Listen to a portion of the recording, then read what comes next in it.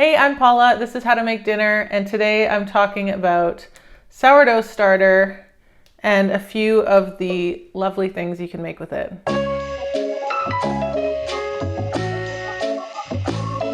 Hey everyone, welcome to the spring season of How to Make Dinner. Today I wanted to walk you through some of the dinners that I've been eating a lot of lately. I know it's 2 years too late, but I have completely gotten hooked on sourdough lately. And I think I realized why the sourdough thing never stuck for me before. Over the years, I've had plenty of sourdough starters that I've gotten going and I've been excited to make sourdough, and then eventually it just ends up in the back of my fridge and then I just forget about it for months and then I end up getting rid of it.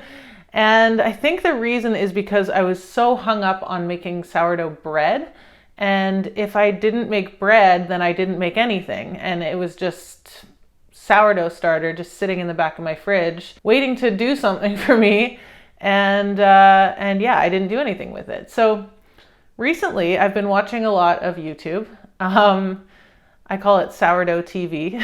I'm just watching Sourdough TV day in and day out.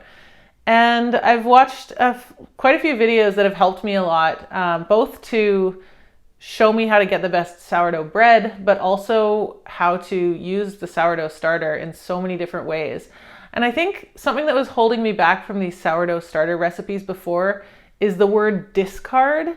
I see a lot of sourdough discard recipes, and I think that we need to do away with the word discard. It's just starter. You can just start tons of things with it. I mean, I don't know about you, but I never want to discard any of this stuff because it's magic. Like most people who have ever done sourdough before, I started my sourdough journey with a lot of flat, heavy loaves that just did not work at all. I think my problem was mostly that the sourdough starter wasn't ready yet. It was like kind of a bubbly, and I thought, yeah, it's good, it's pretty good, but it was just not bubbly enough. And now that I've gotten it really nice and active, all my loaves are turning out so nicely. Some of the videos that have really helped me with my sourdough success are, I watch Proof Bread channel. I mean, that is like the Sourdough TV staple. Their videos are like an hour plus long and they're so engaging. I don't know how they do it. It's just like the owners of the bakery just baking bread and just having a chat, and I can watch it for hours. Lazy Sunday material, big time. Oh, before I get too much farther into Sourdough TV, I'll let you know what I'm drinking here. It's Pinot Noir from Haywire, which is a winery here in British Columbia in Summerland in the Okanagan. Happy Saturday night. Cheers. It's really fruity, but like not in a grape juice way, more in like a tart cranberry kind of way. It's nice. All right, back to Sourdough TV. Another one that really helped me with the kind of process of making sourdough bread was a video from a channel called Culinary Explorations. And the video is called How I Make a Loaf of Sourdough Every Day, I think. I'll link it down below. And the guy just walks through a very clean and simple process for making sourdough every day. It's kind of a simplified version. There's no auto lease. There's not a lot of stretching and folding. It's just a really simplified version. I've been using that recipe and that basic process for all my loaves, and I've been really happy with them. I'm not going to go too in depth into how I make my sourdough bread because you can just watch the other channels because they are going to explain it way better than me. But I like to have a little bit of fun with some scoring. I do usually like a little wheat design on one side and a big functional score on the other side.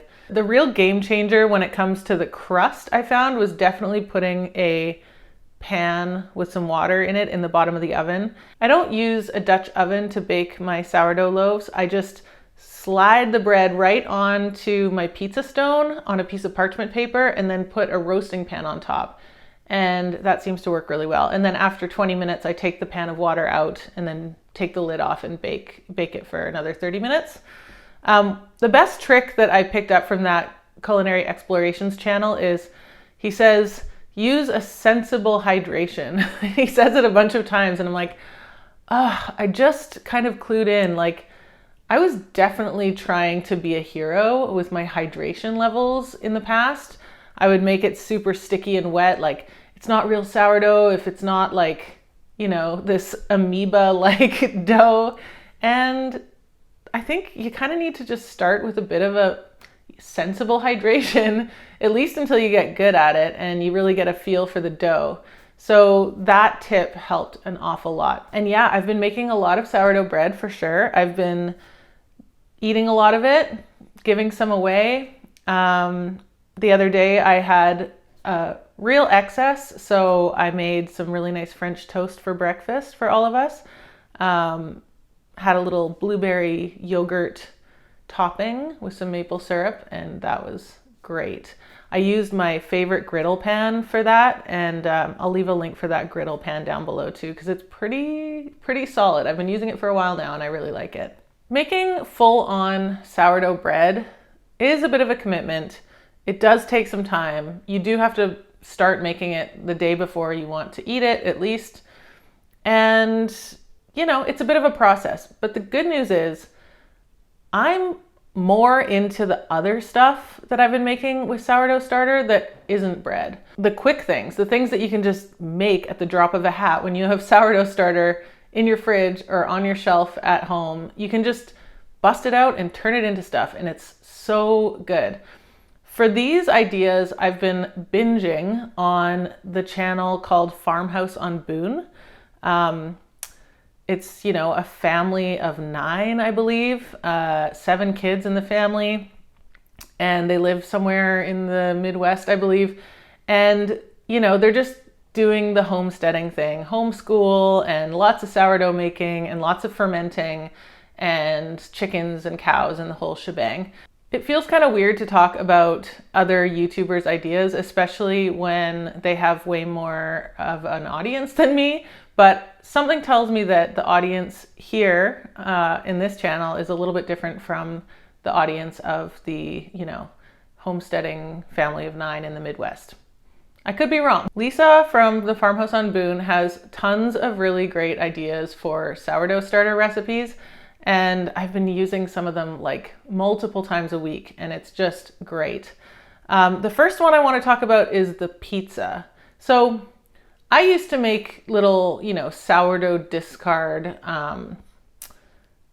pancakes or whatever, but there was just kind of nothing to it. I would just scoop some of the sourdough starter in a pan and flip it, and it was just like this boring little pancake, and you'd kind of just eat it and it was fine. But if you spread that same sourdough starter out on a oiled pizza stone and then sprinkle it with a bit of salt and some garlic powder and some herbs and bake it for about 10 minutes, you get the most amazing pizza crust. Lisa also drizzles olive oil on hers before baking, but I've actually found that sometimes the olive oil kind of like sinks through the crust and it creates holes in the crust, so I don't add olive oil. So just bake that in a super hot oven, like 450 for about 10 minutes, and then top it with all your pizza toppings and then bake it for another 10 or 15 minutes.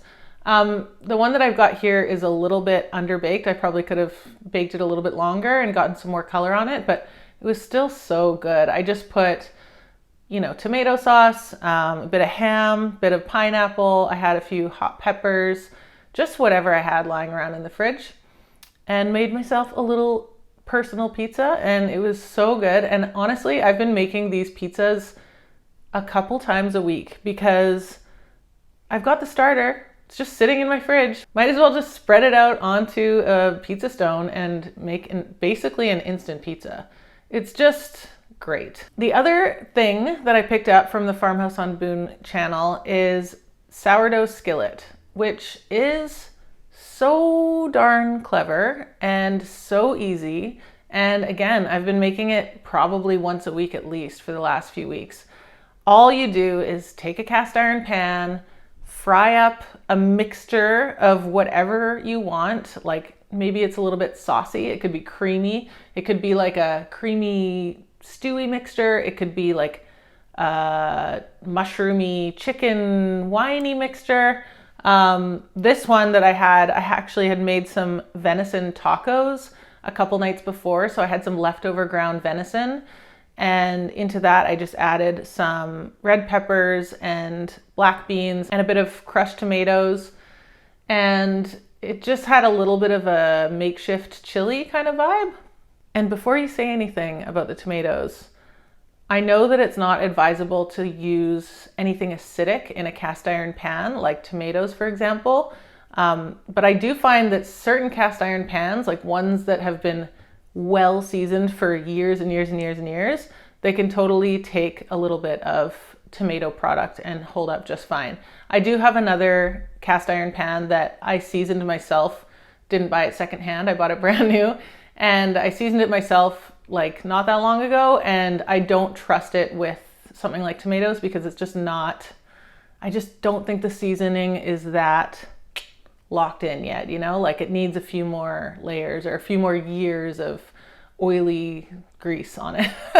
Anyway, and then once you have your saucy cooked mixture, you make basically a savory pancake mixture, which is just sourdough starter, some eggs, some baking powder, salt, and a little bit of herbs. You can use same like garlic powder or dried oregano, dried anything.